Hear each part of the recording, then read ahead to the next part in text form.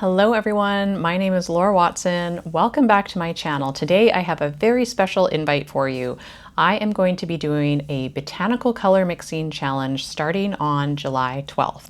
I'm inviting you to join me for free, and we will be taking 14 different plants and mixing and matching colors to match them in this beautiful little book. And we're going to learn all about wildflowers of the Wayside. This challenge is completely free, open to anybody in the world.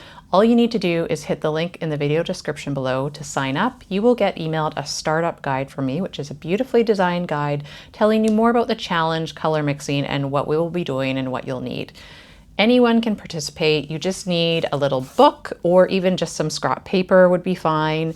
And then just a simple brush. You could just use an inexpensive dollar store brush like this, or a water brush, and a pencil and eraser to write down your plant names and color mixes, and then of course some paint.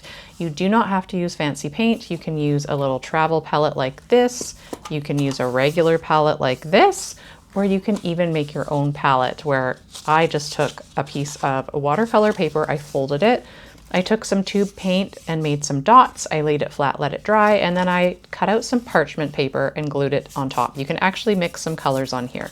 So if you want the ultimate, very portable setup, then all you need is your portable palette, your book, and your brush.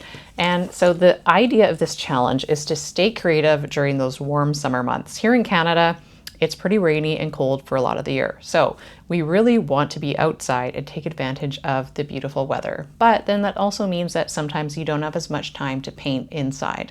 I get it, I feel it. So usually right now, this time of year, I paint at night.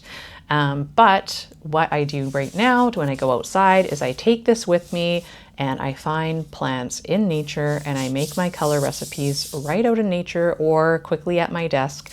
And then I have an entire book of color recipes ready to go, matching my reference photos for when I have more time to paint.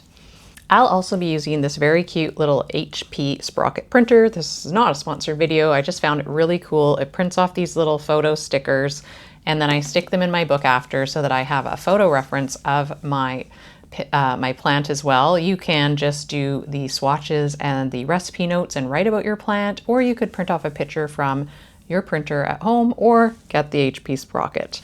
So this is not necessary, but it's something that's really fun, and it's how I'm going to stick pictures in to reference and kind of create a memory for each one of my color mixes as well.